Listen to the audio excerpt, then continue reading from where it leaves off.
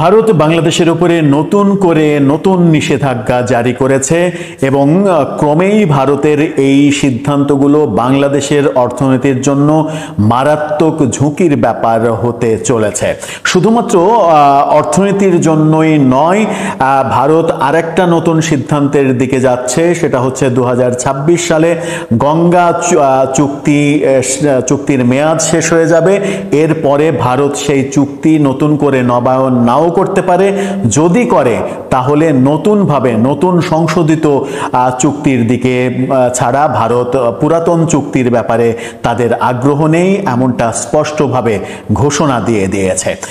যখন এই ঘোষণা ভারত দিল, একেবারে স্পষ্ট করেই বলছে ভারত থেকে বাংলাদেশ থেকে কাপড়, পাট, সুতার পণ্য আমদানিতে ভারতের নিষেধাজ্ঞা যখন আমরা দেখলাম এবং গঙ্গার পানি বন্টন চুক্তি মেয়াদ শেষ হওয়ার পরে চুক্তি আবার নাও করতে পারে এমন সম্ভাবনা যখন দেখা দিল, তখন আমরা একদিন আগেই দেখেছি পররাষ্ট্র উপদেষ্টা বলেছেন ভারতের সঙ্গে বাংলাদেশের সম্পর্ক, এই সরকারের সম্পর্ক ভালো নয়, খারাপ, আগের সরকারের মতো ভালো নয়।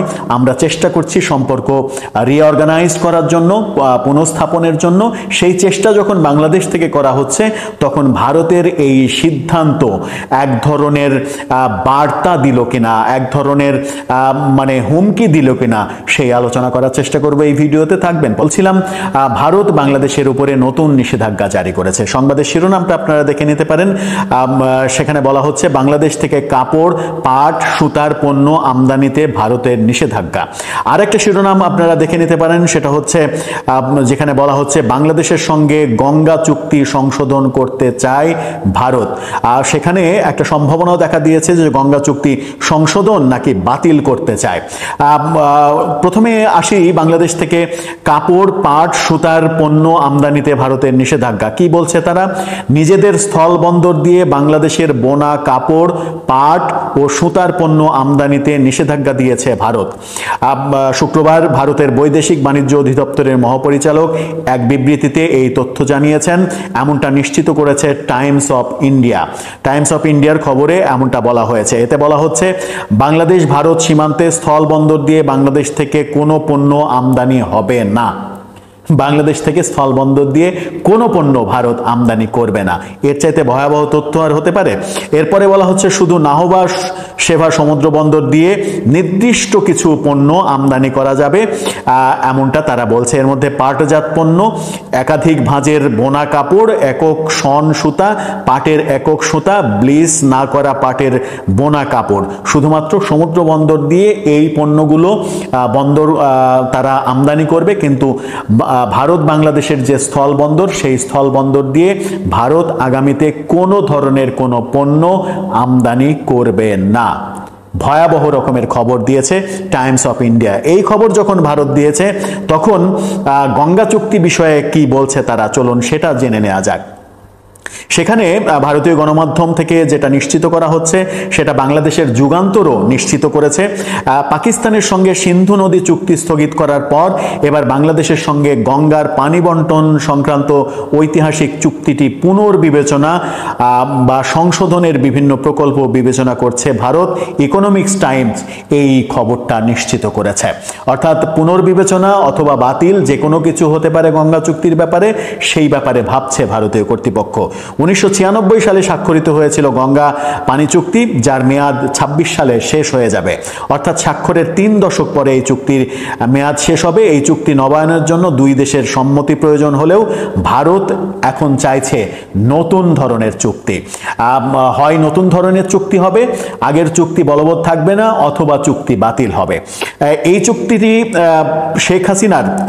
শেখ হাসিনার প্রথম মেয়াদে প্রধানমন্ত্রী হওয়ার পর স্বাক্ষরিত হয়েছিল এবং এর মাধ্যমে পশ্চিমবঙ্গের ফারাক্কা বাঁধ এলাকায় জানুয়ারি থেকে মে পর্যন্ত শুষ্ক মৌসুমে গঙ্গার পানি প্রবাহ ভাগাভাগির একটা রূপরেখা নির্ধারণ করা হয়েছিল।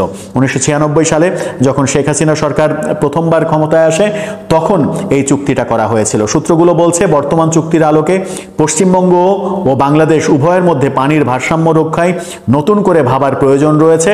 ভারত তার সেচ, বন্দর রক্ষণাবেক্ষণ ও বিদ্যুৎ উৎপাদনের প্রয়োজন অনুযায়ী চুক্তির সংশোধন চায়। অর্থাৎ আগের যে চুক্তি শেখ হাসিনা সরকারের সঙ্গে ছিল, গঙ্গার পানি সমবন্টনের যে চুক্তি, সেই চুক্তি ভারত আর রাখতে চায় না। 1975 সালে গঙ্গার পানি হুগলি নদীতে প্রভাবিত করে কলকাতা বন্দরের নব্যতা বজায় রাখতে ফারাক্কা বাঁধ নির্মাণের পর নদীটির পানি নিয়ে ভারত বাংলাদেশের মধ্যে যে মতপার্থক্য তৈরি হয়েছিল তা মেটাতে 1996 সালের সেই ঐতিহাসিক চুক্তিটা আমরা দেখেছিলাম, যেটা শেখ হাসিনা সরকার করেছিল। এই চুক্তির আওতায় ভারত, উজানের দেশ যে ভারত ও বাংলাদেশ ভাটির দেশ, ফারাক্কা এলাকায় গঙ্গার পানি ভাগাভাগিতে সম্মত হয়েছিল। ফারাক্কা বাঁধটি ভগীরথী নদীর ওপর নির্মিত, যা বাংলাদেশের সীমান্ত থেকে প্রায় 10 কিলোমিটার মাত্র দূরে অবস্থিত। অর্থাৎ 96 সালের যে চুক্তি ছিল, গঙ্গার পানি ভাগাভাগি হবে, সমবন্টন হবে, সেই চুক্তির 30 বছর মেয়াদি চুক্তি হয়েছিল। 26 সালে চুক্তি শেষ হচ্ছে। এখন ভারত থেকে জানানো হচ্ছে সেই পুরনো চুক্তি, সমবন্টনের যে চুক্তি, সেই চুক্তি তারা রাখতে চায় না। আইদার চুক্তিটা বাতিল হয়ে যাবে, অথবা তাদের স্বার্থ সংরক্ষণ করে যতটুকু পানি দেয়া তাদের সম্ভব সেই ধরনের নতুন চুক্তির দিকে তারা আগ্রহী। কি করতে চলেছে ভারত? বাংলাদেশের উপরে একের পর এক কি গজব নেমে আসছে।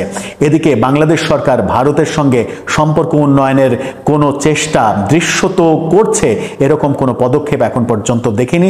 যদিও পররাষ্ট্র উপদেষ্টা বলেছেন সম্পর্ক উন্নয়নের চেষ্টা করছে।